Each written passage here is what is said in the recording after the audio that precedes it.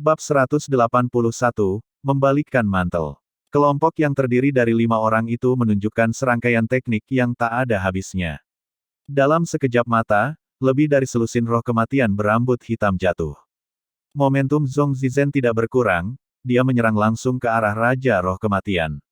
Sasarannya tentu saja pedang badai api emas. Dasar bodoh. Qin Yichen mendengus, dan tidak melakukan gerakan gegabah apapun. Bagaimanapun, pedang badai api emas itu baru saja tertancap di kaki Raja Roh Kematian. Raja Roh Kematian berambut merah itu sudah memiliki kecerdasan. Pedang ini mungkin adalah sesuatu yang ditemukannya di istana bawah tanah. Kemungkinan besar di kehidupan sebelumnya, dia juga seorang pendekar pedang. Haha, pedang ini milikku. Semakin dekat dia, semakin gembira Zhong Zizhen. Tangannya langsung meraih gagang pedang. Detik berikutnya, pedang badai api emas menghilang, diikuti segera oleh aura dingin yang menusuk tulang turun dari atas kepalanya. Zhong Zizhen begitu ketakutan hingga ia segera berguling-guling di tanah, tubuhnya dipenuhi debu. Klang! Sebuah pedang terjatuh di tempat dia tadi berada, meninggalkan retakan tak berdasar di tanah. Saat mendongak, dia melihat Raja Roh Kematian berambut merah sedang memegang pedang badai api emas, matanya yang berwarna merah darah menatap tajam ke arahnya. Ini buruk. Zhong Zizhen tidak berani ragu, dia segera bangkit dan berlari. Petik 2 tanda seru petik 2. Melihat dia memimpin Raja Roh Kematian ke arah mereka, Qin Yichen dan yang lainnya mengutuk keras. Jika mereka memiliki rekan setim seperti dia, siapa yang butuh musuh? Namun mereka tidak dapat berbuat apa-apa karena Raja Roh Kematian sudah menyerbu ke sana. Pintu masuk. Setelah melirik ke dalam, Qin Yichen membuat keputusan dan berteriak pelan, mundur ke pintu masuk. Kelompok itu segera bergerak menuju pintu masuk. Tempat ini bagus untuk menyerang dan bertahan. Selain itu, masih ada sekitar selusin roh kematian berambut hitam di depan yang menghalangi Raja Roh Kematian berambut merah, mencegahnya untuk segera datang. Raja Roh Kematian mengeluarkan teriakan hantu, pedangnya langsung menebas beberapa roh kematian berambut hitam yang menghalangi jalannya. Dari cara memegang pedangnya, jelas bahwa di kehidupan sebelumnya ia adalah ahli pedang. Namun, kecerdasannya terbatas, jadi menggunakan senjata roh hanyalah ayunan dan tebasan acak, sama sekali tanpa teknik. Pada saat ini, Zhong Zizhen juga telah sadar, wajahnya segera berubah antara hijau dan merah. Apa yang dia lakukan sungguh memalukan. Sementara itu, Raja Roh Kematian yang pucat mengeluarkan teriakan melengking dari mulutnya. Roh-roh kematian berambut hitam itu akhirnya gemetar dan mundur ke samping. Raja Roh Kematian yang terbungkus dalam energi kematian, menyeret pedang dan berjalan menuju kerumunan selangkah demi selangkah. Serang bersama. Paman ketiga Bian Lingzu bertukar pandang dengan Zhong Zizhen, dan keduanya maju bersama, menyerang dari kiri dan kanan. Lalu sesuatu yang mengerikan terjadi. Raja Roh Kematian mengangkat pedangnya untuk menangkis pedang panjang Zhong Zizhen, sedangkan di sisi lain, tangan hitamnya yang hanya tinggal tulang mencengkeram lengan baju yang dilempar paman ketiga Bian Lingzu. Klang! Hanya dengan satu kali benturan, Zhong Zizhen terlempar, mundur lebih dari 10 langkah saat mendarat di tanah, dan akhirnya berhenti saat menghantam dinding. Darah mengalir dari telapak tangannya dan sudut mulutnya. Bang! Di sisi lain, paman ketiga Bian Lingzu dicengkeram lengan bajunya dan dilempar ke tanah oleh Raja Roh Kematian, mendarat dengan menyedihkan. Hanya dalam satu putaran, 2 ahli alam roh terluka. Raja Roh Kematian sungguh sekuat itu. Keduanya cepat-cepat mundur, meminum pil pemulihan pada saat yang sama, tidak berani lagi menghadapi Raja Roh Kematian secara langsung. Mereka akan menyerang sekali dan mundur, bersentuhan dan pergi. Dengan tambahan serangan energi spiritual sesekali dari Qin Yichen, Shen Hebai, dan Bian Lingzu, Raja Roh Kematian semakin kewalahan, terhuyung-huyung di aula bagaikan orang mabuk, membuat goresan yang dalam di tanah.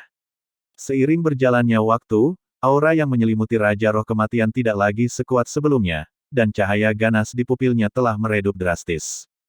Kuat memang, tapi kecerdasannya masih terlalu rendah. Sekarang, saat Raja Roh Kematian jatuh, Zhong Zizhen tiba-tiba melesat dengan kecepatan 2 kali lipat, menyambar pedang badai api emas dengan kecepatan kilat. Engah! Setelah mendapatkan pedang, hal pertama yang dilakukannya adalah menusuk dada paman ketiga Bian Lingzu, yang berada di pihak yang sama dengannya. Dia bahkan tidak punya waktu untuk bertanya, mengapa, sebelum Zhong Zizhen menghancurkan hatinya, dan dia meninggal dengan mata terbuka, jatuh ke tanah. Zhong Zizen, beraninya kau membunuh paman ketigaku. Tunggu saja keluarga Bianku menghancurkanmu. Bian Lingzu terkejut dan marah. Ia tidak pernah menyangka bahwa Zhong Zizen akan menyerang mereka secepat itu. Kau terlalu naif. Qin Yichen menghela napas, meraihnya, dan berlari menuju pintu masuk. Bisakah kau berhenti bersikap bodoh? Jika Zhong Zizen benar-benar takut pada keluarga Bian, dia tidak akan membunuh pamannya sejak awal, dan terlebih lagi. Selama kalian semua mati di sini, siapa yang akan tahu bahwa kami telah membunuhmu? Shen Hebai menyeringai pada keduanya dengan senyum dingin, menghalangi pintu masuk. Hati Bian Lingzu menjadi dingin. Selama ini, dia berada di bawah naungan keajaiban alkimia keluarga Bian. Jadi, tidak ada yang berani tidak menghormatinya. Bagaimana dia tahu bagaimana menghadapi situasi seperti ini? Sekarang, dia benar-benar panik. Tidak disangka ini adalah jenis kejeniusan yang dibina oleh keluarga besar itu. Wajah Qin Yichen juga langsung berubah, menarik Bian Lingzu ke samping. Tanpa diragukan lagi, Zhong Zizen dan rekannya pasti tidak akan membiarkan mereka. Selain itu, jika hanya mengandalkan dirinya sendiri, dia pasti tidak akan mampu menghadapi Zhong Zizen dan Shen Hebai.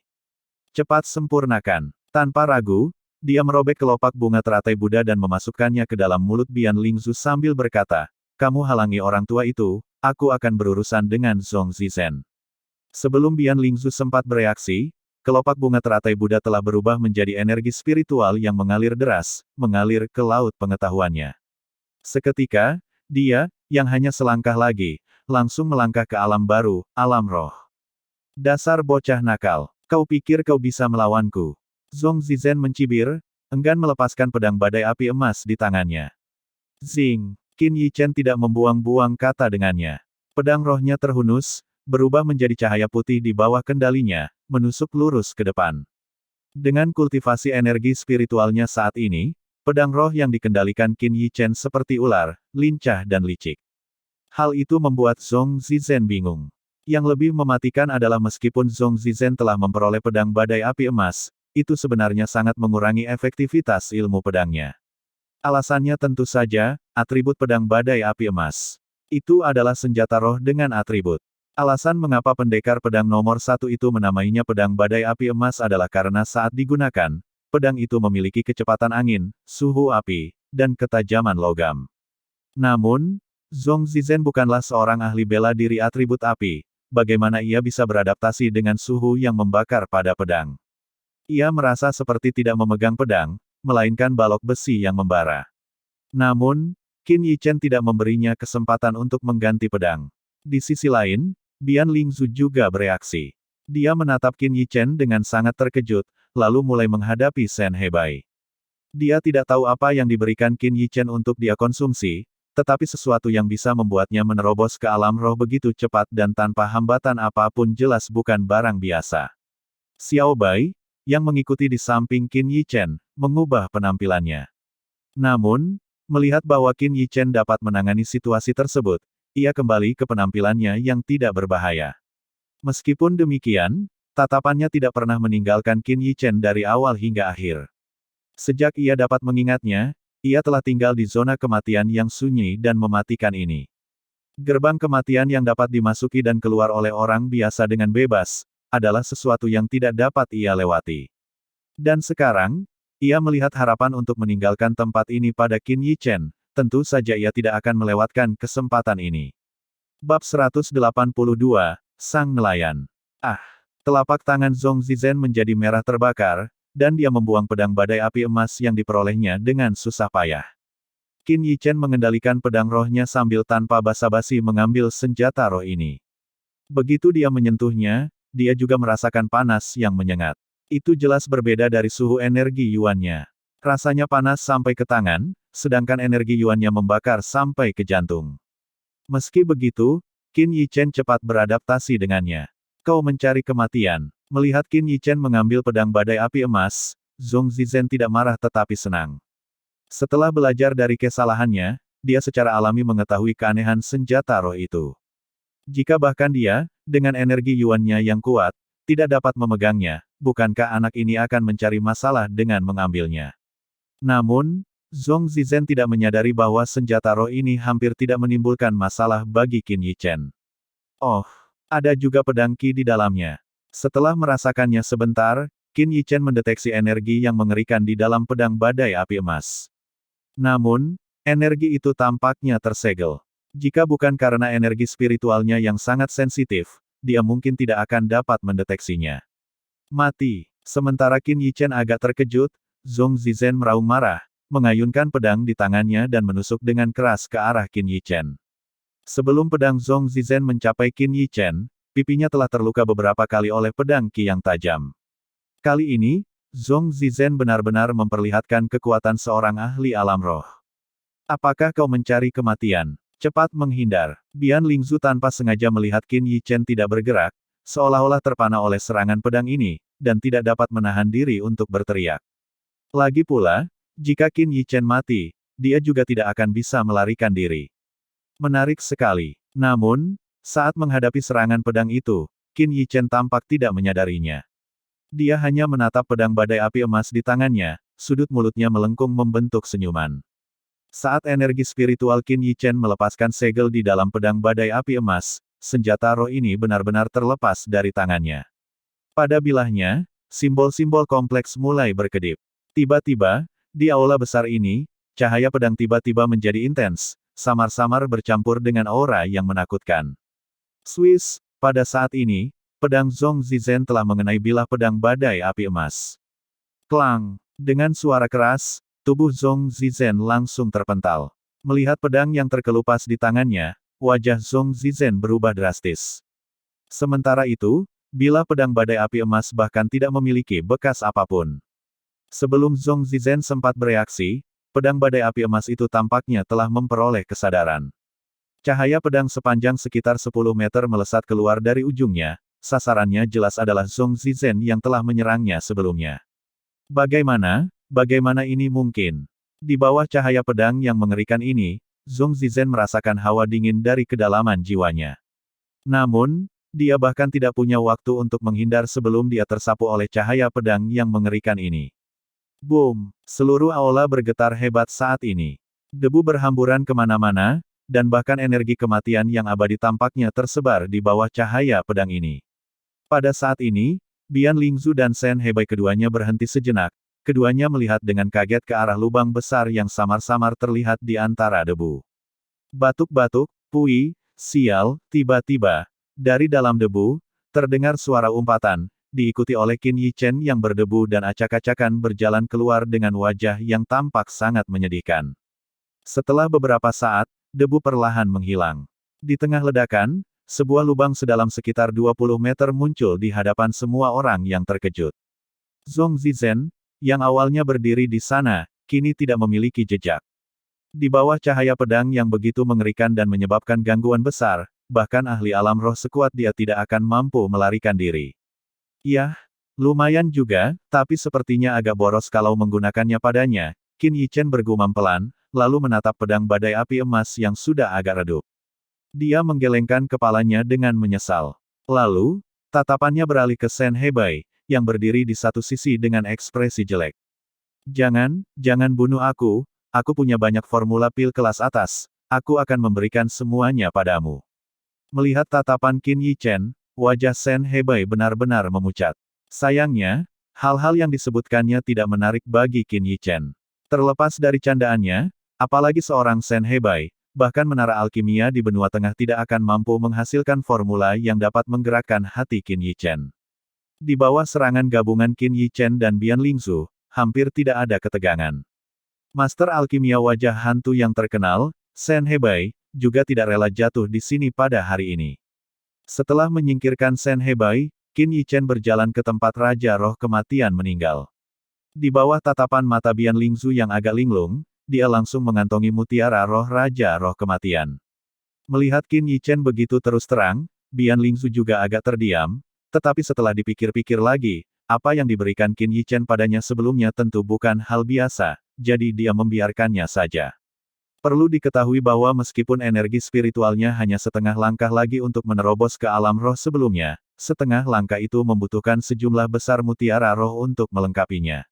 Apa yang diberikan Qin Yichen padanya tidak hanya memungkinkannya menerobos ke alam roh, yang paling penting, dibandingkan dengan reaksi balik saat menyerap mutiara roh, benda itu tidak memiliki efek samping sama sekali.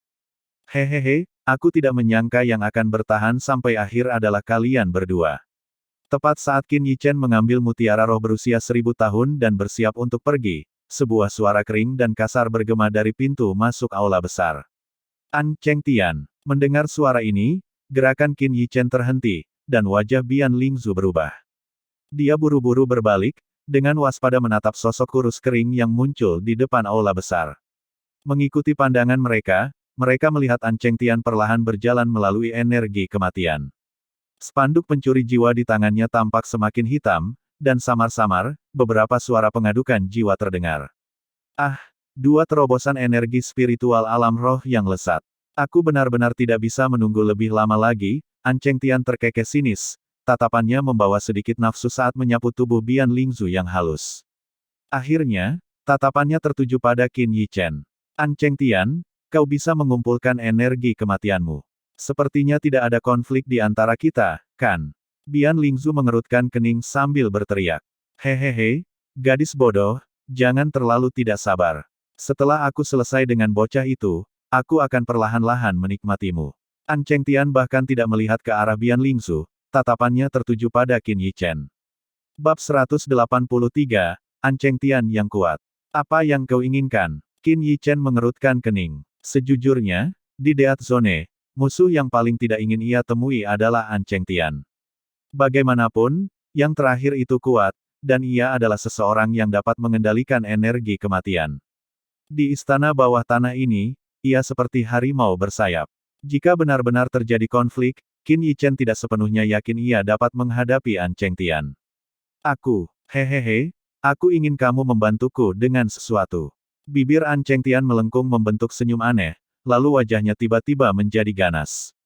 Pinjamkan aku daging dan jiwamu sebentar. Begitu kata-kata itu terucap, dia menggoyangkan spanduk pencuri jiwa di tangannya. Seketika, energi kematian mengamuk di seluruh aula besar. Energi kematian yang pekat melolong keluar dari spanduk pencuri jiwa, langsung menyelimuti Qin Yichen. Sialan, Qin Yichen yang seluruh tubuhnya diselimuti energi kematian, langsung merasa seperti masuk ke dalam gudang es, hawa dingin yang menusuk tulang berusaha menyerangnya. Padamkan, Qin Yichen meraung dalam hati, dan energi yuannya melolong keluar. His. Begitu energi yuannya menyentuh energi kematian, sebagian besar energi kematian langsung menguap. Namun, energi kematian terlalu banyak. Selain itu, tampaknya ada energi khusus yang tercampur dalam energi kematian. Energi khusus inilah yang menyebabkan energi yuan Qin Yichen, yang biasanya tak terkalahkan melawan energi kematian dan hal-hal jahat lainnya, menjadi terhalang. Oh, energi yuan anak itu agak aneh. Melihat Qin Yichen tidak langsung ditelan oleh energi kematian, An Chengtian juga berseru. Dengan kultivasi martial Grandmaster saja, berapa lama kau bisa bertahan? An Chengtian mencibir, dan beberapa aliran energi kematian meraung keluar dari spanduk pencuri jiwa, benar-benar menyelimuti Qin Yichen.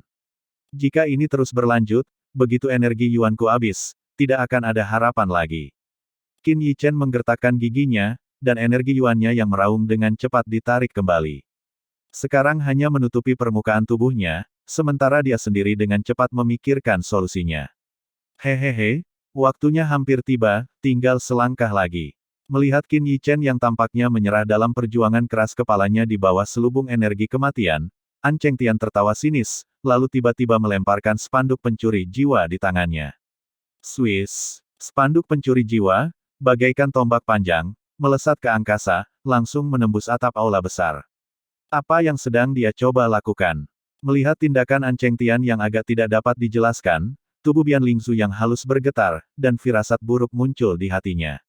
Dia juga mencoba membantu Qin Yichen, tetapi menemukan bahwa energi spiritual alam rohnya tidak berpengaruh sama sekali di bawah energi kematian yang aneh ini. Apakah dia mencoba memurnikan semua energi kematian di istana bawah tanah? Qin Yichen merasakan bahwa energi kematian dengan cepat mengembun di atas aula besar ini, dan wajahnya juga menjadi tidak sedap dipandang. Jangan berjuang lagi, serahkan tubuh dan jiwamu untuk membantuku memurnikan api hantu. Senyum di wajah An Chengtian makin lebar, matanya terpaku erat ke atas aula besar. Pada saat ini, di istana bawah tanah, energi kematian melonjak. Seluruh istana bawah tanah berguncang hebat. Beberapa ahli alam roh yang masih mencari harta karun memperhatikan hal ini, dan wajah mereka langsung berubah. Tanpa ragu-ragu, mereka bergegas menuju pintu keluar. Pada saat ini, energi kematian di aula besar menjadi semakin ganas, menyebabkan aula besar berguncang. Sepertinya seluruh aula besar kuno bisa runtuh kapan saja. Padatkan. Dengan satu kata yang diucapkan oleh An Cheng Tian, spanduk pencuri jiwa di atas aula besar tiba-tiba turun, dan di belakangnya, energi kematian, seperti naga hitam, melonjak masuk.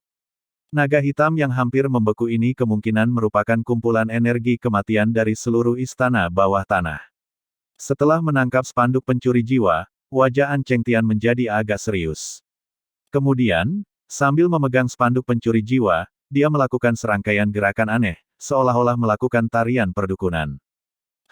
Gelombang getaran aneh juga menyebar dari spanduk pencuri jiwa.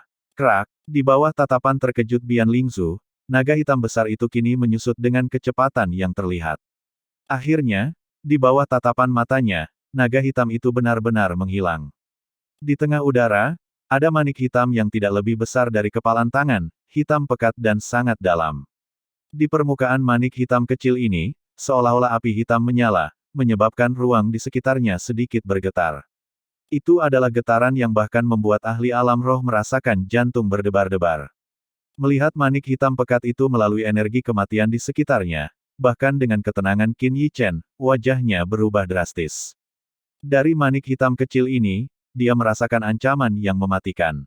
Hampir semua energi kematian di seluruh istana bawah tanah telah terkondensasi menjadi manik kecil ini. Tidak terbayangkan efek mengerikan apa yang akan ditimbulkan manik ini jika meledak. Belum lagi menghancurkan seluruh istana bawah tanah, akibat ledakan itu niscaya akan memporak-porandakan aula besar ini. Maju! Dengan teriakan ringan dari An Cheng Tian, aliran kabut berwarna darah menyebar dari spanduk pencuri jiwa di tangannya, menyelimuti manik hitam kecil itu. Ini saripati darah. Saat mencium bau darah, wajah cantik Bian Lingzu berubah drastis. Hehehe, jangan melawan lagi dengan sia-sia. Kedua muridku yang baik sudah mengorbankan diri mereka sendiri. Cepat persembahkan daging dan jiwamu, dan biarkan aku memurnikan api hantu. Tawa An Cheng Tian yang melengking dan menyeramkan terus bergema di aula besar. Pada saat ini, bukan berarti An Cheng Tian tidak ingin berurusan dengan Qin Yi Chen, tetapi dia menemukan bahwa meskipun energi kematiannya telah menyelimuti dan mengikatnya, energi itu tidak dapat menyerang tubuhnya. Pada saat ini, di udara aula besar, kabut darah yang menyebar itu tampaknya telah sepenuhnya dilahap oleh manik-manik kecil berwarna hitam itu. Dan manik-manik itu, seolah-olah memiliki semacam hubungan dengan An Cheng Tian, juga mulai bergetar. Pergilah.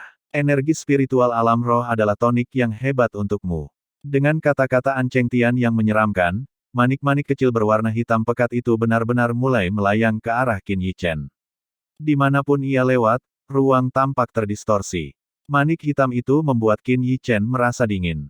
Dia tahu bahwa jika dia tersentuh oleh manik hitam ini, pasti tidak akan ada harapan untuk bertahan hidup. Segera, dia menggertakkan giginya, dengan panik mengedarkan teknik tubuh roh. Energi yuan internalnya, yang tidak lagi tertahan sama sekali, mengalir keluar dengan panik. Buka pintunya. Dengan teriakan keras dari Qin Yi Chen, energi kematian yang menyelimutinya tiba-tiba mulai menghilang dengan kecepatan yang terlihat. Hanya dalam waktu 2 tarikan napas, Qin Yi Chen memanfaatkan celah dalam energi kematian dan melesat keluar. Bab 184, ditelan dalam sekali teguk. Huf. Rangkaian tindakan itu telah menghabiskan sebagian besar energi Yuan Qin Yi Chen, membuatnya terengah-engah.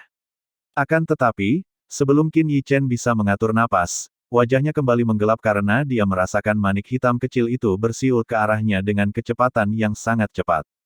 Jika benda itu menyentuhku, tamatlah riwayatku. Qin Yi Chen mengumpat. Saat dia hendak menghindar, dia tertegun.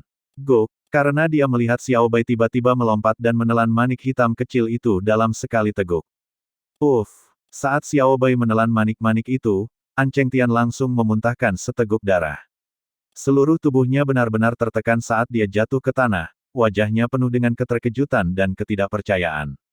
Sendawa, setelah memakan manik-manik itu, Xiao Bai bersendawa puas setelah beberapa saat, dan bulunya tampak menjadi lebih berkilau. Apa-apaan ini? Mulut Qin Yichen berkedut, dan tanpa berpikir, dia berbalik dan lari. Pada saat ini, hanya ada satu pikiran di benaknya, dasar anjing bodoh.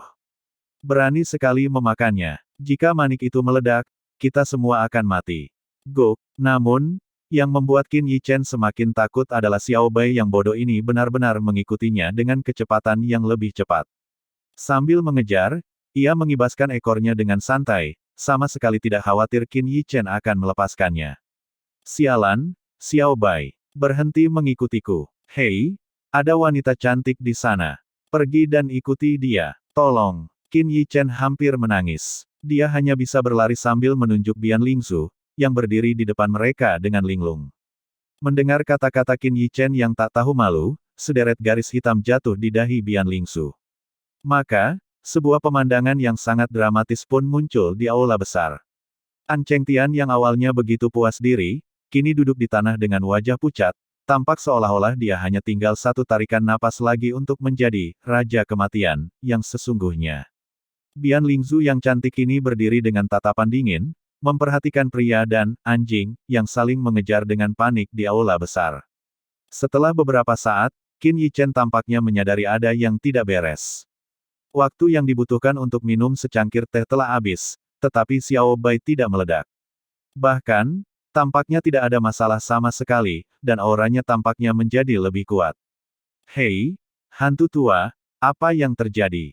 Akhirnya, setelah memeriksa Xiao Bai dan memerintahkannya untuk keluar dari aula besar, Qin Yichen berjalan ke sisi An Chengtian dan bertanya dengan bingung. Tidak mungkin, ini tidak mungkin, An Chengtian masih bergumam lesu, auranya sangat lemah. Berapa banyak tenaga yang telah dihabiskannya untuk memadatkan manik itu? Dan manik itu ditelan dalam sekali teguk oleh monster yang tampak seperti anjing tetapi jelas bukan anjing sialan. Bagaimana dia bisa menerima ini? Melihat tidak mendapat jawaban apapun, Qin Yichen berkata kepada Bian Lingzu di sana, terserah kamu bagaimana cara menanganinya. Dia tidak percaya bahwa setelah kejadian ini, Bian Lingzu akan berdiri di pihaknya.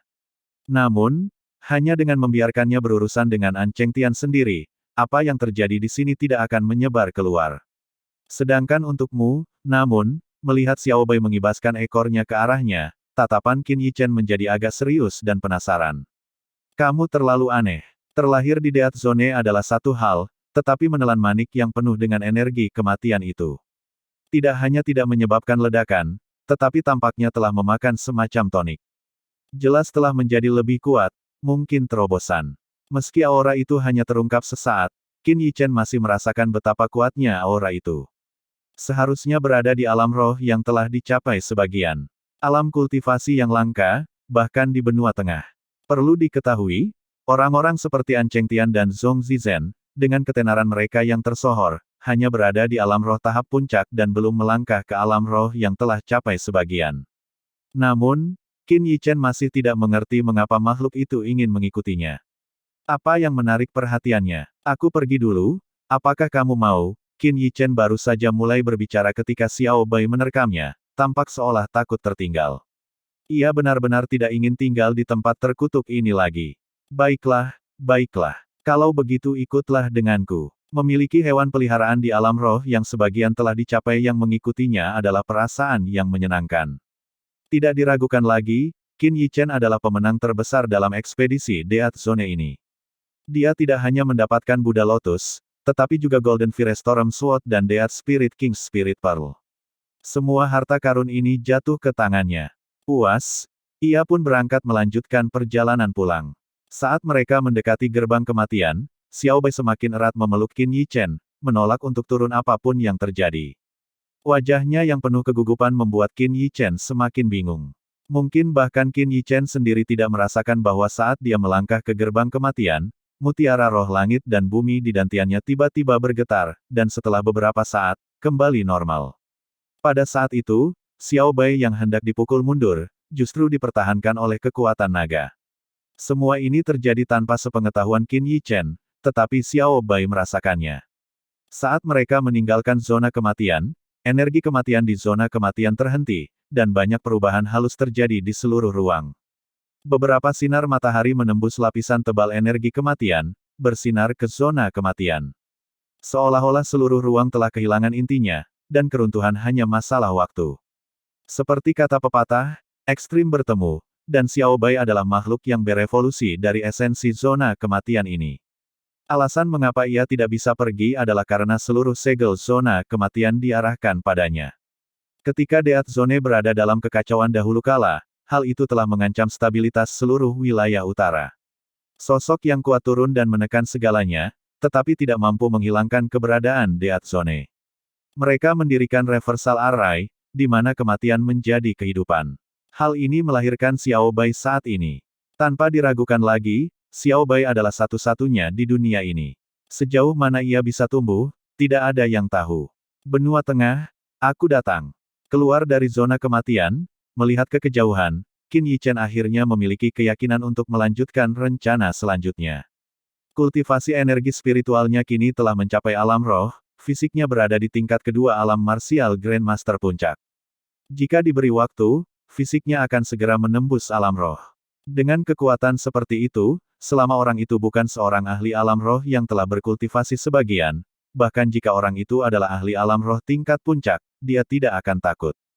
Terlebih lagi, dia memegang pedang badai api emas di tangannya. Energi Yuan yang ditinggalkan oleh pendekar pedang nomor 1 ada di dalamnya. Dia memperkirakan ki pedang ini cukup baginya untuk digunakan 3 atau 4 kali lagi. Itulah jaminan terbesar Qin Yichen untuk pergi ke benua tengah. Tentu saja, ada juga Xiao Bai yang tampaknya tidak berbahaya yang mengikutinya. Sekarang, Qin Yichen tidak berani meremehkannya. Jika orang ini mengamuk, bahkan seorang ahli alam roh setengah sempurna mungkin tidak dapat mengatasinya. Sudahkah kau mendengarnya? Sepertinya seorang ahli alam roh dari keluargaan telah meninggal di sebuah kerajaan kecil. Sekarang, keluargaan mengirim orang untuk menimbulkan masalah bagi kerajaan itu. Saat melewati kota aliansi, diskusi beberapa tentara bayaran membuat Qin Yichen menghentikan langkahnya, wajahnya langsung menjadi gelap. Bab 185, Krisis Dinasti Unicorn Surgawi. Apakah kalian berbicara tentang dinasti Unicorn Surgawi? Qin Yichen bertanya kepada para tentara bayaran itu dengan suara setenang mungkin. Lalu, setelah dia menyebarkan segenggam koin perak, para tentara bayaran itu menceritakan semua rinciannya. Setelah Qin Yichen membunuh Du Jiangxiong dan melenyapkan seorang ahli alam roh, tetua dari keluargaan menjadi marah. Sekarang, dia memimpin sekelompok ahli menuju dinasti Unicorn Surgawi untuk membalaskan dendam muridnya. Tetua itu adalah ahli alam roh menengah. Dapat dikatakan bahwa dengan dia saja, menghancurkan keluarga kerajaan-kerajaan kecil akan mudah. Keluarga kerajaan Unicorn Surgawi akan berpindah tangan. Itulah yang dikatakan para tentara bayaran itu. Namun, mereka tidak menyadari ekspresi pembunuh Qin Yichen. Saat mereka masih berdiskusi, Qin Yichen sudah meninggalkan tempat ini. Arahnya bukanlah Provinsi Tengah, tapi dinasti Unicorn Surgawi. Keluargaan, jika orang-orang yang kucintai terluka, aku tidak akan membiarkan kalian hidup. Qin Yichen sangat jelas tentang motif keluargaan. Tujuannya adalah untuk membunuh Lu Linghan. Inilah tujuan sebenarnya keluargaan. Jelas karena bakat Lu Linghan benar-benar mengerikan. Di usianya yang baru 20, dia sudah mencapai alam roh. Bahkan di Provinsi Tengah, orang seperti itu akan menjadi eksistensi tingkat atas, salah satu keajaiban terbesar. Jadi, keluargaan bahkan mengirim seorang tetua alam roh tingkat menengah untuk memastikan keberhasilan. Qin Yichen terbang tanpa henti sedetik pun. Ketika lelah, ketika energi Yuannya terkuras, ia akan minum pil. Mungkin karena kehadiran Xiao Bai, saat melewati hutan kabut, dia tidak bertemu satu pun binatang iblis. Sekalipun ada, mereka meringkuk ke samping, gemetar karena kehadiran Xiao Bai. Hanya mereka yang bisa dengan jelas merasakan aura mengerikan pada Xiao Bai. Bagaimanapun juga, itu adalah aura yang lahir dari energi kematian yang terakumulasi selama puluhan ribu tahun. Di kota Unicorn Surgawi, pada hari ini, ia menyambut beberapa tamu tak diundang. Berjalan di depan adalah seorang tetua yang mengenakan pakaian mewah, jelas membawa aura seorang atasan. Bahkan pelepasan auranya yang biasa saja membuat pejalan kaki di sekitarnya gemetar ketakutan. Di sampingnya terdapat 5 orang, yang tinggi dan usianya bervariasi, tetapi mereka semua memiliki satu kesamaan, aura mereka semua berada di atas alam Grandmaster bela diri puncak. Satu orang ahli alam roh tingkat menengah dan 5 orang ahli alam roh tingkat pemula. Itu adalah barisan yang benar-benar mengesankan. Keenam orang itu berjalan lurus menuju istana kerajaan Unicorn Surgawi. Di gerbang istana, mereka dihentikan oleh pengawal kerajaan. Ledakan. Namun, sebelum penjaga itu sempat berbicara, ia terlempar oleh ledakan energi dan menghantam tembok kota. Saat ia jatuh, ia sudah tak bernyawa. Cepat laporkan pada jenderal, ada penyusup yang memaksa masuk ke istana kerajaan. Seorang pria parubaya yang menjadi kapten penjaga memerintahkan penjaga di dekatnya dengan ekspresi serius. Tekanan dari keenam orang ini terlalu besar, mereka bahkan belum melihat mereka bergerak, namun salah satu penjaga mereka yang terampil dapat dibunuh dengan mudah. Keenam orang itu tampaknya tidak menyadari kata-kata sang kapten, ekspresi mereka tidak berubah saat mereka terus berjalan tanpa tergesa-gesa menuju istana kerajaan. Sialan, hentikan mereka. Meski sangat waspada, melihat para penyusup mengabaikan mereka, beberapa penjaga menggertakkan gigi dan tetap melangkah maju. Seperti seekor belalang yang mencoba menghentikan kereta perang. Pria di paling kiri dari kelompok 6 orang itu melirik dingin ke arah para penjaga. Kemudian, sambil mendengus, dia melambaikan lengan bajunya, dan semburan energi Yuan yang mengerikan melolong keluar. Boom, boom, tanpa ketegangan atau keterkejutan, bahkan tanpa erangan atau teriakan, semua penjaga itu terlempar ke belakang tanpa kecuali. Sebelum mereka menyentuh tanah, mereka sudah tak bernyawa. Sial, siapa orang-orang ini? Para penjaga yang tersisa, melihat pemandangan ini, memiliki ketakutan yang kuat di mata mereka, dan lengan yang memegang senjata mereka tidak bisa menahan gemetar. Setelah itu, tidak ada satupun pengawal yang berani maju untuk menghalangi mereka, malah bergegas melapor. Sementara itu, keenam orang ini berjalan menuju istana kerajaan seolah-olah berjalan-jalan di halaman belakang rumah mereka sendiri, tampak tidak khawatir sama sekali. Di aula kerajaan, apa? Mereka hanya 6 orang, tapi mereka berhasil menakuti pengawal kerajaan kita. Mendengar laporan itu, Raja Lu Heze membanting meja dan tiba-tiba berdiri. Aku ingin melihat siapa orang-orang ini. Raja Lu Heze melambaikan lengan bajunya dan berjalan keluar. Namun, tangan yang tersembunyi di balik lengan bajunya diam-diam menghancurkan jimat giok. Raja Lu Heze tidak bodoh. Dia sangat jelas tentang kekuatan pengawal kerajaannya. Bahkan jika itu adalah seorang martial grandmaster, pengawal kerajaannya akan bertarung sampai mati untuk menghalangi mereka. Sampai seluruh pengawal kerajaan terlalu takut untuk menghalangi mereka, mungkinkah keenamnya adalah ahli alam roh? Memikirkan hal ini, tubuh Raja Lu Heze tidak bisa menahan gemetar. Ketuk, ketuk. Tepat saat Raja Lu Heze keluar dari aula besar, serangkaian langkah kaki berseragam terdengar. Kemudian, barisan pengawal kerajaan berseragam terlihat berjalan di depan Raja Lu Heze, wajah mereka waspada. Lu Heze, benarkah? Pada saat ini, suara seorang tua tiba-tiba bergema di atas istana kerajaan. Suara ini sepertinya mengandung jejak energi Yuan yang kuat, membuat telinga semua orang sakit. Siapa? Siapa yang berani menyebut nama yang mulia secara langsung di istana kerajaan? Banyak orang di istana kerajaan mengangkat kepala mereka, wajah mereka penuh dengan keterkejutan. Berhenti. Mendengar suara ini, wajah Raja Lu Heze menjadi sangat serius. Wosh! Mengikuti perintah Raja Lu Heze, banyak pengawal kerajaan berhenti bersamaan. Tatapan semua orang dengan waspada mengawasi gerbang istana di depan, di mana 6 sosok perlahan mendekat. Langkah ke-6 orang ini tampak tidak tergesa-gesa, tetapi hanya dalam beberapa tarikan napas, mereka telah berjalan hingga jarak 10 meter dari pengawal kerajaan. Melihat ke-6 orang itu, banyak dari pengawal kerajaan yang keringatnya menetes dari dahi mereka, seolah-olah mereka bukanlah 6 orang, tetapi 6 binatang iblis yang ganas. Saya Lu Heze dari keluarga Lu. Bolehkah saya bertanya, apa urusan Anda di dinasti Unicorn Surgawi ini? Raja Lu Heze menarik napas dalam-dalam, melangkah maju, dan menangkupkan kedua tangannya untuk memberi salam. Jangan coba-coba menekan kami dengan keluarga Lu. Bahkan jika itu adalah garis langsung keluarga Lu, siapapun yang berani membunuh seseorang dari keluargaan kami harus memberi kami penjelasan. Ini hanyalah kerajaan yang lemah. Anda juga hanya dari cabang yang bahkan tidak dihargai oleh keluarga Lu. Lebih baik serahkan orang yang membunuh seseorang dari keluargaan kami. Jika Anda melakukannya, saya mungkin akan mengampuni nyawa keluarga kerajaan unicorn surgawi Anda. Ahli alam roh di paling kiri langsung melangkah maju dan tekanan seorang ahli alam roh tercurah keluar. Di bawah tekanan ini, Raja Lu Heze dan para pengawal kerajaan segera merasakan seolah-olah ada batu besar yang menekan dada mereka, bahkan bernapas pun menjadi sulit. Keluargaan, benar-benar keluargaan. Raja Lu Heze sangat terkejut di dalam hatinya. Awalnya mengira keluargaan akan waspada terhadap Qin Yi Chen dan keluarga Lu di belakangnya. Dia tidak pernah menyangka bahwa pembalasan keluargaan akan datang secepat itu. Bab 186, targetnya adalah Lu Linghan. Apakah kalian semua datang ke dinasti unicorn surgawi kita dengan kekuatan seperti itu hanya untuk masalah ini? Tepat ketika Raja Lu Heze merasa napasnya menjadi sangat sulit, sebuah suara datang dari belakang. Kemudian, sosok yang agak tua muncul di depan Raja Lu Heze. Orang ini juga seorang ahli alam roh. Begitu dia muncul, dia segera menyingkirkan tekanan dari ahli alam roh keluargaan.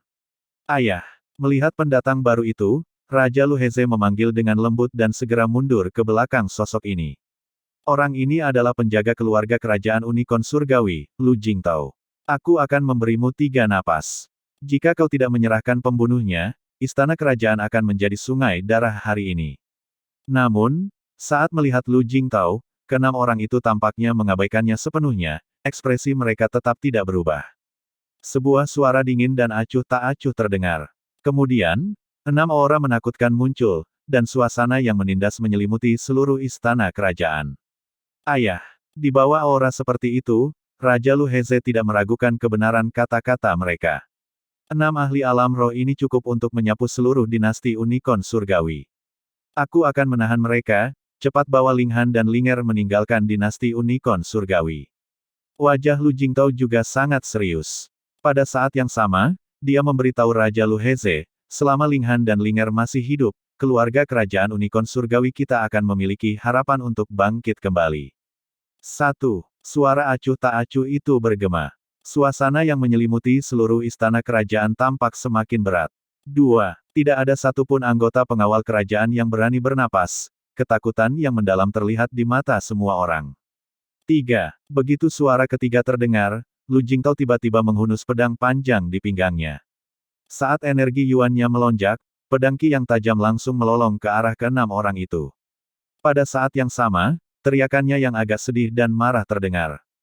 Cepat pergi, Bang! Namun, sebelum Raja Lu Heze bisa bergerak, dia terkejut melihat tubuh Lu Jingtao terlempar dengan keras, dan pedang Qi itu pun hancur dengan paksa. Alam roh tahap tengah, tahap tengah. Terlempar ke tanah, Lu Jingtao memuntahkan seteguk darah. Keputusasaan membuncah di matanya. Seorang ahli alam roh tingkat menengah bukanlah seseorang yang bisa dihentikannya. Karena kau sudah memilih kematian, maka aku akan membunuhmu terlebih dahulu, baru kemudian pergi mencari Lu Linghan. Ahli alam roh tingkat menengah yang ada di tengah keenam orang itu mendengus dingin dan berkata dengan tenang. Begitu dia selesai berbicara, telapak tangannya terangkat, dan energi yuan yang padat dengan cepat berkumpul di sana. Dia tidak lagi memiliki kesabaran untuk terus membuang-buang waktu dengan orang-orang ini. Berhenti. Tepat saat orang ini hendak menghabisi Lu Jingtao, teriakan dingin tiba-tiba bergema dari luar istana kerajaan. Suasana sedingin musim dingin juga menyapu dari luar gerbang istana kerajaan. Saat aura ini naik, dari arah keluarga Zhou di kota kerajaan, aura ahli alam roh lainnya juga muncul, dan dengan cepat bergerak maju menuju istana kerajaan. Lu Linghan merasakan aura dingin itu, ekspresi keenam orang itu berubah. Lalu, tanpa ragu-ragu, sosok mereka melesat menuju sumber aura dingin itu. Lu Linghan adalah target sebenarnya mereka. Ini buruk. Kenapa gadis itu keluar? Mendengar suara Lu Linghan, wajah Raja Lu Heze juga menjadi pucat. Sejak menikah dengan Qin Yi Chen, Lu Linghan telah tinggal di kamar dagang Soaring Joy. Raja Lu Heze dan Lu Jingtao, yang masih memiliki secercah harapan di hati mereka, kini hanya memiliki keputusasaan di mata mereka. Gangguan dari istana kerajaan dan aura unik Lu Linghan telah menarik banyak orang untuk menyaksikan situasi dari jauh. Tak lama kemudian, 6 ahli alam roh dari keluargaan telah sampai di depan istana kerajaan. Aku sudah membunuh anjing tua milikmu itu. Kalau kau punya masalah, datanglah padaku. Melihat keenam ahli alam roh, Lu Linghan, yang telah maju ke alam roh, tidak menunjukkan rasa takut di matanya. Suaranya yang dingin, tanpa emosi apapun, juga terdengar. Baiklah, mendengar Lu Linghan benar-benar menyebut ahli keluargaan itu sebagai anjing tua, kemarahan melintas di wajah keenam ahli alam roh ini. Ahli alam roh tingkat menengah yang ada di tengah pun mencibir, dan hendak bergerak ketika dia tiba-tiba mengerutkan kening. Pada saat ini, terdengar suara lolongan panjang, dan sosok Zhou Xiaochang juga muncul di depan istana kerajaan. Saat melihat keenam ahli alam roh, ekspresinya juga berubah. Namun, setelah melirik Lu Linghan, dia masih menggertakkan giginya dan berdiri di sampingnya. Dia melakukan ini bukan karena Lu Linghan adalah putri keluarga kerajaan, tetapi karena dia adalah istri Qin Yichen. Dia, pedang surgawi Zhou Xiaochang, pernah pergi ke provinsi tengah untuk berlatih. Karena alasan tertentu, dia menyinggung kekuatan besar, yang menyebabkan dia terluka parah. Sekarang, dia bahkan harus menyembunyikan identitasnya selama hampir 100 tahun. Dia telah mengalami pasang surut yang hebat dan dapat dikatakan memiliki pengetahuan yang luas. Oleh karena itu, dia semakin memahami dengan jelas bahwa selama pemuda itu terus tumbuh, prestasinya di masa depan tidak akan terbatas pada dinasti unicorn surgawi. Bahkan, provinsi tengah mungkin tidak dapat menahannya. Saat ini, Qin Yichen tidak ada di sana. Setelah menerima kebaikannya, Zhou Xiaochang melangkah maju dengan tegas. Dia percaya bahwa bahkan jika dia meninggal hari ini, ketika Qin Yichen kembali, dupa keluarga Zhou-nya pasti akan diwariskan untuk waktu yang lama di masa depan. Silafin, dengan kata lain, keluarga Zhou akan terus ada untuk membakar dupa bagi leluhur mereka. Bagus sekali, di tempat yang tandus seperti ini, masih ada semut yang berani tampil menonjol dan menentangku, An Ranqian. Itu benar-benar telah membuka mataku. Ahli alam roh tingkat menengah di tengah mendengus dingin, lalu perlahan menarik napas dan berteriak, kalau begitu, maka kalian semua tidak perlu meninggalkan tempat ini. Ranqian, bukankah dia tetua keluargaan? Mendengar nama An Ranqian, Raja Lu Heze dan Lu Jingtao yang mengikuti di belakang, keduanya memiliki kilatan keterkejutan di mata mereka. Boom! Begitu kata-kata An Ranqian terucap, aura keenam ahli alam roh tiba-tiba tersapu keluar. Aura ini menyelimuti seluruh kota unicorn surgawi. Di bawah aura ini, banyak warga unicorn surgawi gemetar, seolah-olah kiamat telah tiba. Gadis, lidahmu cukup tajam. Hari ini, aku harus memberimu pelajaran. Ahli alam roh di sebelah kiri An Ranqian mendengus dingin. Sosoknya melesat ke atas, pedang panjang di tangannya membuat gerakan seperti bunga, dan dia langsung melesat ke arah Lu Linghan dengan pedang ki yang tajam. Huff! Melihat ini, Zhou Xiaochang mengayunkan pedangnya dan hendak mencegatnya. Namun, sebelum ia dapat mencegat ahli alam roh yang memegang pedang itu, ia telah dihadang oleh dua ahli alam roh dan jatuh ke dalam pertempuran sengit. Lu Jingtao juga melancarkan gerakannya. Untungnya, dengan cairan penyembuh yang ditinggalkan Qin Yichen, luka di tubuhnya tidak serius. Pada saat ini, ahli alam roh yang memegang pedang yang telah melakukan gerakan pertama telah tiba di depan Lu Linghan. Pedang ki yang tajam itu bahkan telah memotong sehelai rambut hitam Lu Linghan. Mohon supportnya ya buat Mimin, biar Mimin tetap bisa bayar langganan internet dan listrik. Karena channel ini tidak dimonetize, dan kemungkinan juga akan ditolak jika dimonetize. Soalnya cuma gambar yang diberi suara hasil generate dari Google aja. Semakin banyak supportnya, semakin semangat Mimin uploadnya. Hehehe. Link ada di deskripsi ya. Terima kasih. Bab 187, Penghancuran Total. Gadis, kau tidak mengalahkan ahli keluargaan hanya dengan wajah cantikmu itu, kan? Melihat Lu Linghan tidak bergerak, pedang panjang ahli keluargaan ini tidak menunjukkan belas kasihan, dan dia bahkan mengejeknya. Namun, sebelum kata-katanya selesai, pupil matanya tiba-tiba mengecil tajam. Perasaan yang sangat berbahaya muncul dari lubuk hatinya. Sebagai seorang ahli alam roh, dia tidak meragukan perasaan naluriah ini. Jadi, seperti badut yang sedang beraksi, pedang yang hendak menyerang Lu Linghan benar-benar berhenti. Pada saat yang sama, sosoknya mundur dengan kasar. Wosh, namun, langkah mundurnya masih agak lambat. Aura yang sangat dingin keluar dari tubuh Lu Linghan yang halus, seperti belatung di tulang, dengan cepat mengejar sosoknya. Aura dingin ini mengejutkan ahli alam roh, tetapi hanya dalam setengah tarikan napas, dia bereaksi. Pedang ki melesat keluar dari pedang panjangnya, dan pada saat yang sama, dia memegang pedangnya secara horizontal untuk melindungi dadanya. Sizzle-sizzle, pedang ki itu, yang dapat dengan mudah melenyapkan seorang Grandmaster bela diri puncak, secara paksa dibekukan menjadi ketiadaan di bawah aura dingin itu. Terlebih lagi, aura dingin itu langsung melesat ke pedang panjangnya. Saat aura dingin mengenai pedang panjangnya, ahli alam roh merasakan hawa dingin aneh yang menyerang dari pedang di tangannya. Seketika, dia tidak ragu untuk membuang pedang di tangannya.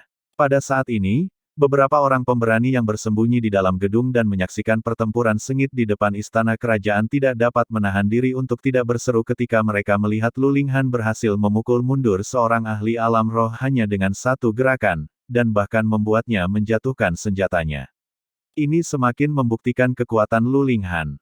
Waktu dia membunuh ahli alam roh yang mengikuti Du Jiangxiong jelas bukan suatu kebetulan. Kling, adegan yang lebih mencengangkan pun muncul.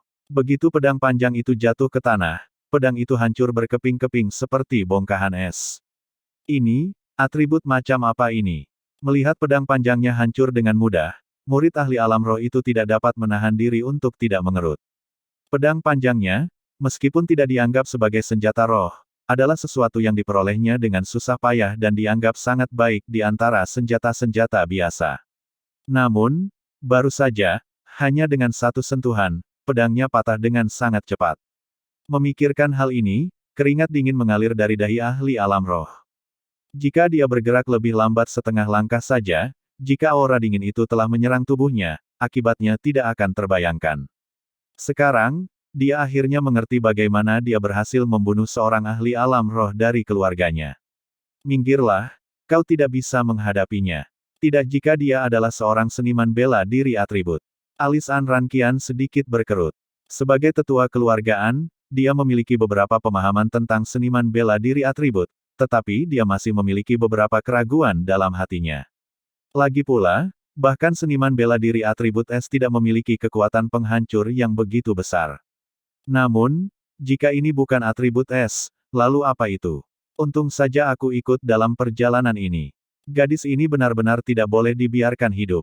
Memikirkan hal ini, niat membunuh di mata An Ranqian menjadi semakin kuat. Jika keluarga Lu mengetahui keberadaan Lu Linghan, mereka pasti akan berusaha keras untuk membesarkannya. Karena di generasi keluarga Lu ini, tidak ada individu yang sangat menonjol. Wosh! Begitu An Ranqian bergerak, pita Yuan energi sepanjang 1 meter melolong, membawa aura mengerikan yang mengejutkan banyak orang. Pita itu dilemparkan ke arah Lu Linghan. Menghadapi serangan seorang ahli alam roh tingkat menengah, wajah cantik Lu Linghan juga menjadi serius. Dia mengendalikan energi yin bawaan di tubuhnya, berbenturan dengan pita energi Yuan yang kuat itu.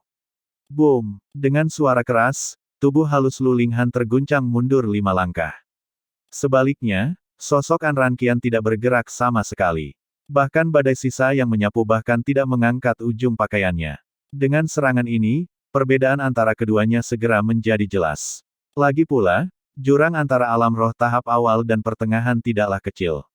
Wosh! An Ranqian memang seekor rubah tua. Setelah memperoleh sedikit keuntungan, dia tidak memberi Lu Linghan kesempatan untuk mengatur napas. Dengan lambaian tangannya, pita energi Yuan lain yang sama kuatnya melolong keluar. Boom! Kali ini, sosok Lu Linghan terguncang mundur 10 langkah, dan aura di tubuhnya juga menjadi lebih lemah. Wosh! Wosh! Pita energi Yuan satu demi satu, seolah tanpa henti, melolong gila-gilaan dari tangan An Ranqian. Dia sudah melihat kelemahan Lu Linghan. Meskipun energi Yuan Lu Linghan aneh dan kuat, selama dia tidak bersentuhan dengannya, energi Yuan yang aneh itu tidak dapat melakukan apapun padanya. Jelas juga bahwa dia baru saja memasuki alam roh, dan kultivasinya belum stabil. Dengan konsumsi seperti ini, orang yang tertawa pada akhirnya pastilah dia, An Ranqian.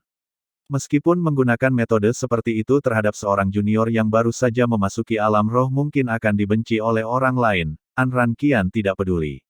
Dia hanya punya satu tujuan, yaitu untuk melenyapkan segala potensi ancaman terhadap keluargaannya.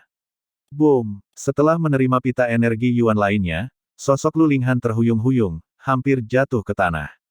Darah merah terang juga muncul di sudut bibirnya. Pita-pita energi Yuan ini telah mengunci dirinya, jadi dia tidak dapat melarikan diri sekalipun dia mau.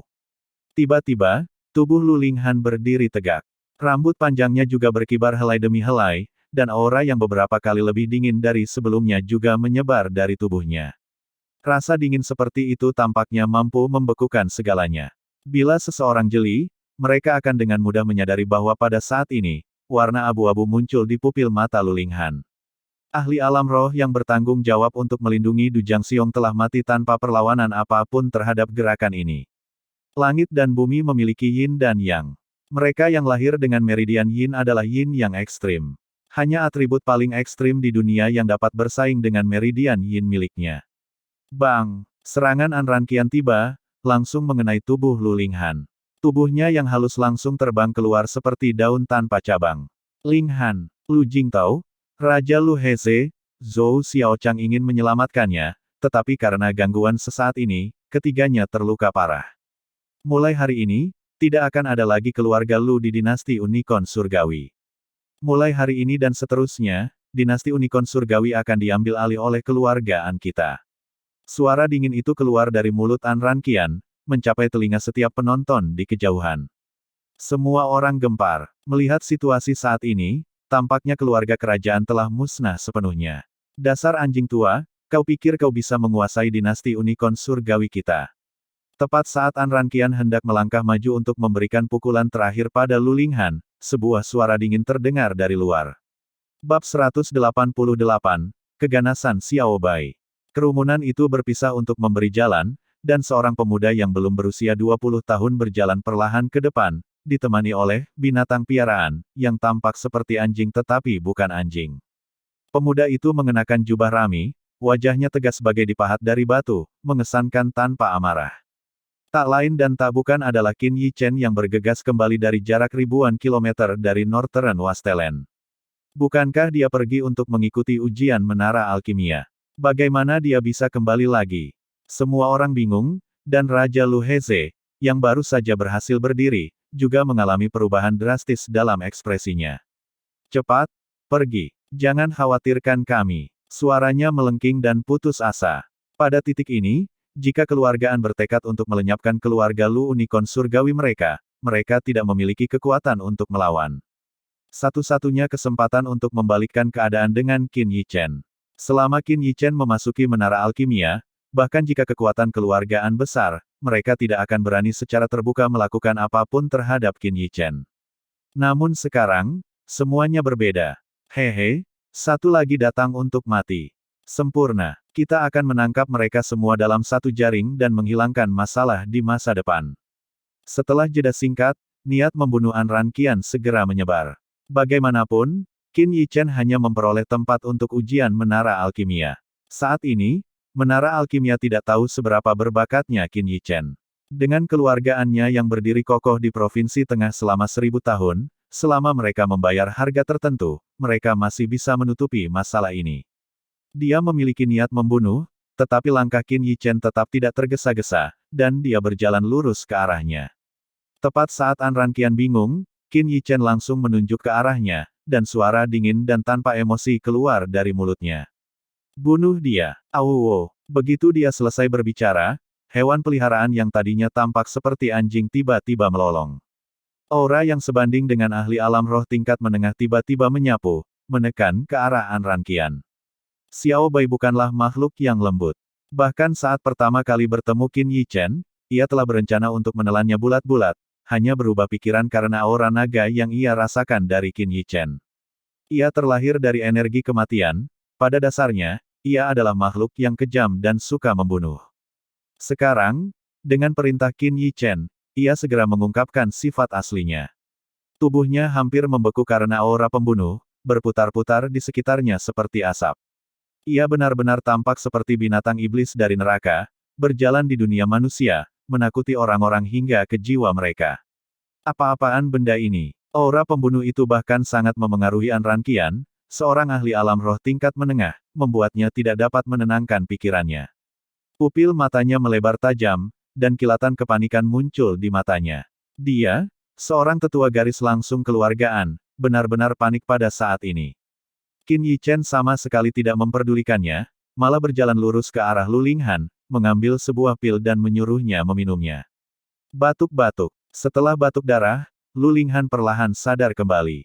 Menatap wajah yang dikenalnya di hadapannya, matanya berkaca-kaca, senang sekali memimpikanmu untuk terakhir kalinya sebelum meninggal.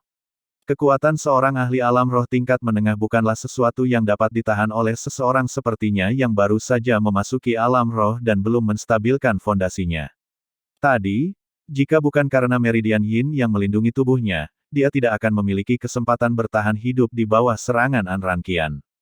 Kamu adalah istriku, istri Qin Yichen. Aku tidak akan membiarkanmu mati. Tidak seorang pun dapat mengambilmu dariku. Suara hangat Qin Yichen terdengar di telinganya, akhirnya membangunkannya. Benarkah itu kau? Mata Lu Linghan menunjukkan ekspresi tidak percaya, dengan sedikit kegembiraan, tetapi langsung berubah menjadi panik dan khawatir. Tepat saat dia hendak memperingatkannya tentang sesuatu, dia menemukan bahwa Anran Qian dipaksa mundur berulang kali oleh makhluk aneh. Aura pembunuh yang mengerikan itu langsung membuat jiwa-jiwa ketakutan. Ditambah dengan tingkat kultivasi Xiao Bai sendiri yang tidak lebih rendah dari Anran Qian, bagaimana mungkin Anran Qian bisa menandingi Xiao Bai? Bang! Dengan serangan lain, Anran Qian langsung dijepit oleh Xiao Bai. Aura pembunuh yang hampir nyata secara bersamaan menyebabkan kerusakan yang tak terhapuskan pada jiwa dan tubuhnya. Aku adalah tetua keluargaan, kau berani membunuhku. Anran Qian meludahkan darah dan berteriak. Melihatnya, yang kini seperti seekor anjing liar, para penonton tak dapat menahan diri untuk tidak terkesiap serempak, terlalu terkejut hingga tak dapat berkata apa-apa. Siapa yang mengira bahwa dalam situasi ini, kembalinya Qin Yichen benar-benar dapat membalikkan keadaan. Bagaimanapun, dia adalah tetua keluarga milenial. Bagi mereka, itu adalah eksistensi seluas surga. Kala itu, Du Jiangxiong telah menekan semua kekuatan di dinasti Unicorn Surgawi, termasuk keluarga kerajaan, hanya dengan gelarnya, murid langsung seorang tetua dari keluarga milenial. Namun sekarang, Qin Yichen telah menginjak-injak semua itu. Bunuh saja dia. Atas perintah Qin Yichen, Xiao Bai tanpa ragu menghentakkan kakinya ke bawah, meremukkan seluruh dada Anran Qian, lalu menelannya dalam sekali teguk. Para ahli alam roh yang tersisa dari keluargaan tentu saja tidak dapat melarikan diri juga. Sendawa, setelah menelan semuanya, Xiao Bai bersendawa puas, lalu dengan santai kembali ke sisi Qin Yichen, mengibas-ngibaskan ekornya seperti anjing kecil yang tidak berbahaya. Namun saat tatapannya menyapu, bahkan mereka yang menonton dari jauh pun merasa kakinya lemas. Beberapa bahkan terjatuh ke tanah, tidak mampu menahannya, wajah mereka dipenuhi ketakutan dan kepanikan. Setelah melihat sisi buasnya, bagaimana mungkin ada orang yang berani meremehkan anjing kecil yang tampak tidak berbahaya ini.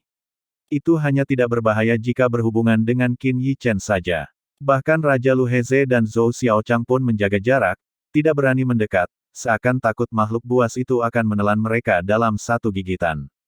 Pembersihan tentu saja diserahkan kepada Raja Lu Heze. Meskipun Xiao Bai telah berurusan dengan Anran Qian, ekspresi Qin Yichen menjadi lebih serius. Membunuh seorang tetua keluargaan berarti benar-benar berselisih dengan keluargaan, perpecahan total. Di masa depan, keluargaan pasti akan menggunakan berbagai cara lain untuk menghadapinya. Bahkan jika dia memasuki menara alkimia, dia tahu bahwa dia tidak akan sepenuhnya aman. Belum lagi keluarga Lu dari dinasti Unicorn Surgawi, yang berada di tempat terbuka. Ayah mertua, bukankah kamu berencana untuk mengirim Linghan ke keluarga Lu? Hal ini membingungkan Qin Yichen. Secara logika, mengingat situasi Lu Linghan saat ini, selama dia masuk ke dalam keluarga Lu, seluruh dinasti Unicorn Surgawi pasti akan menerima perlindungan keluarga Lu. Pada saat itu, bahkan jika keluargaan ingin bergerak melawan dinasti Unicorn Surgawi lagi, mereka harus berhadapan dengan keluarga Lu Millennium. Akan tetapi, setelah sekian lama, Raja Lu Heze tidak menunjukkan niat untuk memberikan informasi kepada keluarga Lu. Raja Lu Heze mendesah, tatapannya beralih ke Lu Jingtao, yang memejamkan mata dan tidak mengatakan apapun. Qin Yichen mengetahui bahwa leluhur keluarga Lu Unicorn Surgawi sebenarnya berasal dari garis keturunan langsung keluarga Lu Millennium, dan bahkan merupakan pewaris patriark keluarga Lu saat itu. Namun, pewaris itu secara paksa direbut oleh adiknya yang lebih kuat, dan dilucuti kultivasinya. Ia kemudian dibuang ke tempat tandus ini yang sekarang disebut dinasti Unicorn Surgawi. Inilah alasan mengapa keluarga Lu mengabaikan cabang ini di dinasti Unicorn Surgawi. Jadi begitulah situasinya. Tiba-tiba menjadi jauh lebih rumit, Qin Yichen tentu saja bisa melindungi dirinya sendiri, tetapi tidak ada jaminan bagi dinasti Unicorn Surgawi. Saat Qin Yichen tengah gelisah, dia melihat Linger kecil menarik telinga Xiao Bai dan berjalan keluar. Bab 189, Orang Tua Memancing. Aneh sekali. Kecuali Qin Yichen, bahkan saat Lu Linghan mendekat, Xiao Bai akan menggeram beberapa kali. Namun sekarang, saat Linger kecil menarik telinganya, dia sama sekali tidak melawan. Sebaliknya, dia tampak menyedihkan dan takut. Orang lain yang melihat kejadian ini mungkin berpikir bahwa Linger kecil pemberani, dan bahwa dia adalah putri Qin Yichen. Namun, Qin Yichen tidak percaya itu benar. Karena dia sendiri tidak yakin apakah Xiao Bai benar-benar setia padanya. Dia juga tidak berani memaksa Xiao Bai untuk menandatangani kontrak khusus dengannya. Tetapi sekarang, dia dapat merasakan bahwa Xiao Bai benar-benar sangat takut kepada Little Linger, seorang gadis kecil yang lahir belum lama ini. Berdiri, duduk, berdiri, duduk. Kemudian, tepat di gerbang aula besar, Linger kecil mulai melatih Xiao Bai seperti seekor anjing. Jika ada gerakannya yang agak lambat atau tidak sesuai standar, ia akan menerima jentikan di kepalanya dari Linger kecil. Raja Lu Heze dan yang lainnya benar-benar tercengang. Ini benar-benar terlalu revolusioner. Mereka telah mengalami sendiri betapa ganasnya Xiao Bai tadi, tetapi sekarang, di hadapan Linger kecil, dia sama sekali tidak bermartabat. Bahkan Qin Yichen, dengan pengalamannya yang luas, tidak dapat menjelaskan situasi ini. Namun, matanya tetap berbinar. Jika Xiao Bai bersedia menjaga dinasti Unicorn Surgawi, kecuali keluargaan bersedia membayar harga berapapun untuk menyerang, itu pasti akan sama stabilnya dengan Gunung Tai. Tak lama kemudian, orang tua dan tetua Qin Yichen, termasuk Suruyan dan saudari Susin, semuanya dibawa ke istana kerajaan. Di luar istana kerajaan terlalu tidak aman bagi mereka. Jika keluargaan menggunakan mereka sebagai sandera, Qin Yichen tidak akan bisa tenang. Istana kerajaan Unicorn Surgawi juga menjadi benteng yang kokoh. Setelah mengatur segalanya, Qin Yichen sekali lagi memulai perjalanannya sendiri ke Provinsi Tengah. Karena dia telah tertunda sekian lama, dia takut akan ketinggalan ujian menara alkimia. Dia tidak bisa melepaskan kesempatan ini. Karena hanya dengan memasuki menara alkimia dia bisa memperoleh akses ke sumber daya yang lebih banyak dan lebih baik. Misalnya, masalah kultivasinya yang rendah saat ini sebenarnya dapat diperbaiki dengan menggunakan pil, namun sayangnya, dinasti Unicorn Surgawi tidak memiliki obat berharga untuk meramu pil tersebut. Namun, menara alkimia akan menyediakan semua yang ia butuhkan. Selama ia memiliki kemampuan dan memberikan kontribusi yang cukup, menara alkimia akan menyediakan sumber daya apapun yang ia inginkan. Tentu saja, semua ini didasarkan pada premis untuk bisa memasuki menara alkimia. Tidak peduli apa, aku harus memasuki menara alkimia. Setelah mengambil keputusan, Qin Yichen berangkat menuju Provinsi Tengah tanpa henti. Pada saat ini, semua tokoh besar di Provinsi Tengah telah berkumpul di tempat yang sama. Mereka semua adalah raksasa yang dapat membuat seluruh Provinsi Tengah bergetar hanya dengan hentakan kaki mereka. Mereka juga adalah leluhur dari berbagai keluarga milenium. Biasanya, mereka sulit ditemukan seperti naga, hanya memperlihatkan kepala mereka tetapi tidak ekornya. Namun sekarang, mereka telah berkumpul bersama. Saat mereka saling menilai, mereka semua memasang ekspresi yang sulit dibaca, sehingga mustahil menebak apa yang sedang mereka pikirkan. Berdiri di tempat yang sama, mereka tidak saling menyapa, bahkan tidak bertukar pandang, sebelum berjalan ke arah yang sama. Air terjun mengalir deras seperti bima sakti yang melayang di udara, dengan suara air dan kabut memenuhi udara. Seorang lelaki tua sedang memancing di tepi sungai. Lelaki tua itu berpakaian sangat sederhana, bersih dan rapi.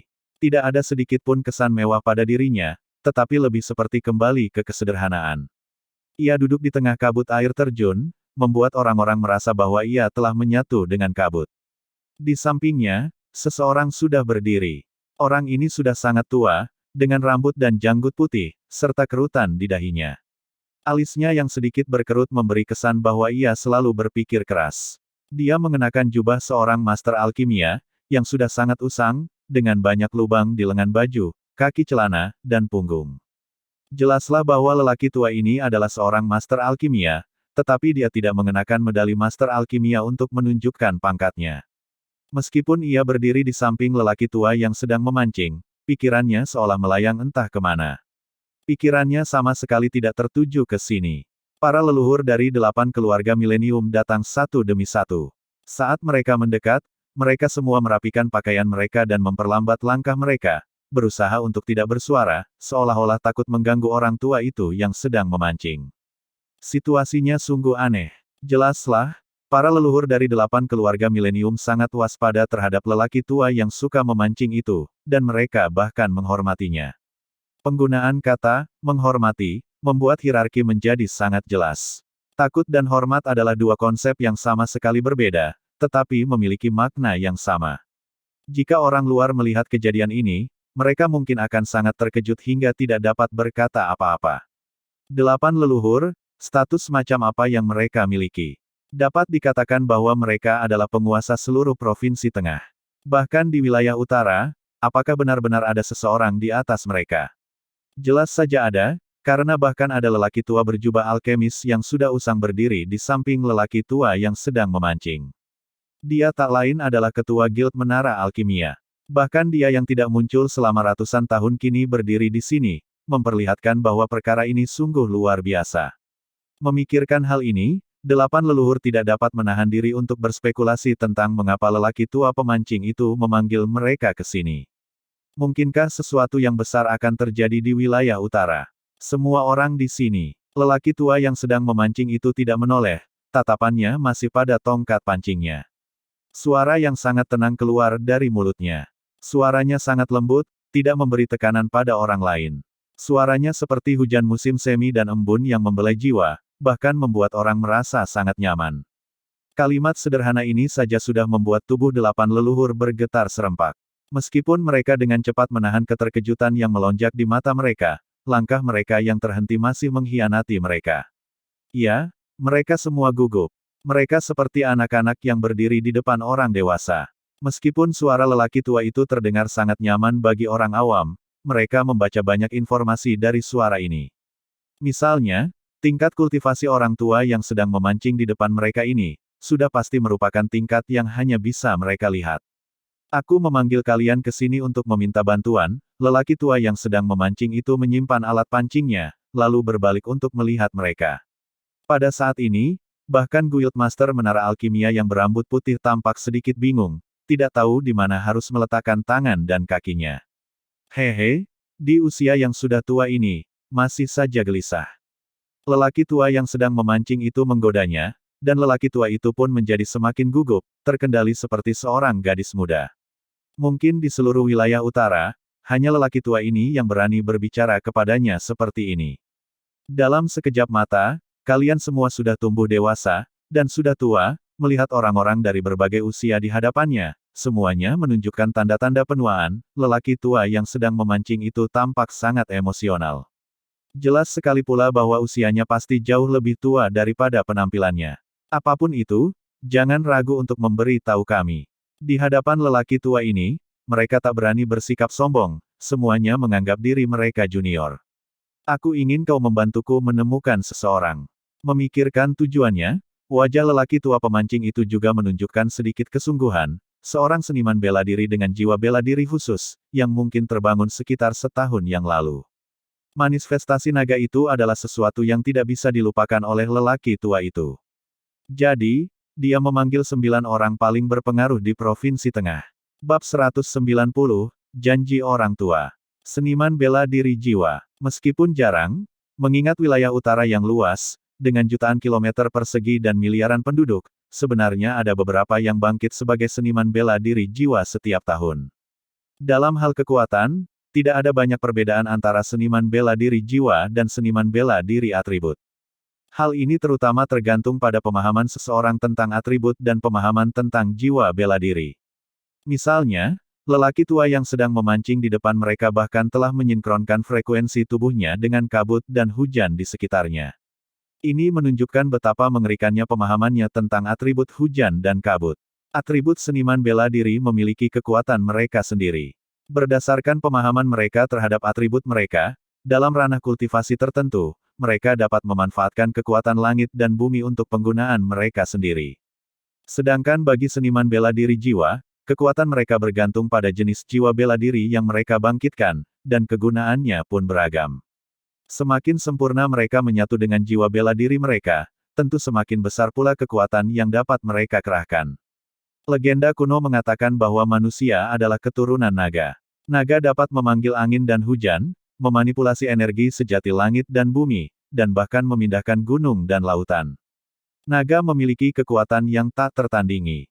Oleh karena itu, mereka yang paling dekat dengan naga adalah seniman bela diri surgawi. Seniman bela diri surgawi dapat mengendalikan atribut dan juga memiliki jiwa bela diri yang kuat. Menggabungkan keduanya membuat mereka sangat kuat, bahkan menyebabkan orang lain menjadi sangat waspada terhadap mereka. Orang tua yang sedang memancing itu telah membuat keputusan yang sangat tepat dengan memanggil mereka ke sini. Lagi pula, wilayah utara begitu luas sehingga menemukan satu orang saja seperti mencari jarum dalam tumpukan jerami, hampir mustahil. Namun, 9 orang sebelum dia adalah yang paling berpengaruh di wilayah utara. Lebih jauh lagi, lelaki tua yang sedang memancing itu percaya bahwa orang yang memicu fenomena tersebut, meskipun mungkin masih belum diketahui sekarang, suatu hari akan bersinar terang di seluruh wilayah utara. Apa yang ingin dilakukan lelaki tua pemancing itu adalah menemukan orang itu sebelum lelaki tua lainnya yang bermain catur dengannya. Jika dia bisa mengambil orang berbakat seperti itu sebagai muridnya, memikirkannya saja membuat lelaki tua yang sedang memancing menjadi bersemangat. Siapapun di antara kalian yang menemukan orang itu pertama kali, aku berjanji keluarga kalian akan makmur selama 1000 tahun. Kalimat terakhir lelaki tua pemancing itu langsung membuat napas mereka semakin cepat. Di wilayah utara yang luas, pasukan yang kuat tidak terbatas pada 8 keluarga milenium mereka. Ada banyak pasukan yang dapat menyaingi mereka. Di permukaan, 8 keluarga milenium tampak mulia tak terbatas. Tetapi hanya mereka sendiri yang tahu berapa banyak yang harus mereka korbankan dan berapa banyak usaha yang harus mereka lakukan untuk mempertahankan kejayaan ini. Karena mereka berdiri di puncak wilayah utara, mereka harus terus waspada agar tidak ditarik jatuh oleh mereka yang berada di bawah. Bagi sebuah keluarga untuk hidup sejahtera selama 1000 tahun merupakan hal yang sangat sulit untuk dicapai. Ini menunjukkan betapa menggodanya janji seorang nelayan tua itu. Jika pasukan lain menemukan seniman bela diri jiwa terlebih dahulu, mungkin saja pasukan itu bahkan dapat menggantikan salah satu keluarga milenium. Oleh karena itu, para leluhur dari 8 keluarga milenium tidak berani lalai. Setelah membungkuk dengan hormat, mereka bergegas pergi satu persatu. Mungkin satu-satunya di antara 9 orang yang tidak menganggap serius masalah ini adalah ketua Guild Menara Alkimia. Bahkan saat berdiri di samping lelaki tua yang sedang memancing, pikirannya masih tertuju pada alkimia. Kemungkinan besar, setelah meninggalkan tempat ini, dia akan benar-benar melupakan masalah ini. Akan tetapi, meskipun Qin Yichen melaju dengan kecepatan penuh tanpa hambatan apapun di tengah perjalanan, ia tetap membutuhkan waktu hampir setengah bulan untuk mencapai provinsi tengah dari kota Unicorn Surgawi. Pada saat ini, ujian menara alkimia hampir berakhir, akan segera berakhir. Setelah memasuki kota provinsi tengah, Qin Yichen tidak sempat mengagumi kemegahannya yang luar biasa dan buru-buru bergegas menuju pusat kota. Setiap tahun, ujian menara alkimia akan diadakan di alun-alun di pusat kota provinsi tengah. Hanya mereka yang lulus ujian yang akan memenuhi syarat untuk memasuki menara alkimia. Saat ini, di area tengah kota provinsi tengah, sudah ada lautan manusia. Qin Yichen, dengan teknik gerakan berjalannya, akhirnya berhasil menerobos kerumunan dan tiba di garis depan. Pada saat ini, sebuah kotak besar muncul di depan mata Qin Yichen. Di alun-alun itu, hanya ada beberapa orang yang tersisa, dengan banyak penonton yang menatap mereka dengan mata penuh gairah. Jelas, beberapa orang ini muncul dari lebih dari 1000 master alkimia dan berhasil lulus ujian menara alkimia. Qin Yichen menenangkan dirinya dan menyadari bahwa di antara sedikit orang itu, ada sosok cantik yang dikenalnya, yaitu Bian Lingsu, yang pernah bekerja sama dengannya di zona kematian.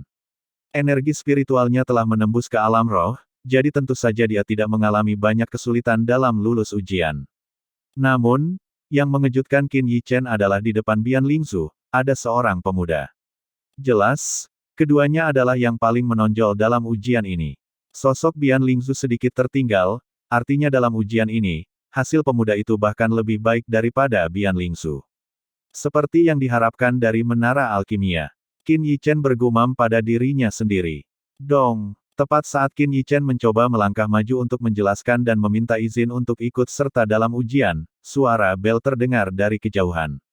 Saat bunyi bel itu berbunyi, seorang pria parubaya mengenakan jubah menara alkimia berjalan perlahan ke tengah alun-alun sambil mendapat tatapan penuh hormat yang tak terhitung jumlahnya.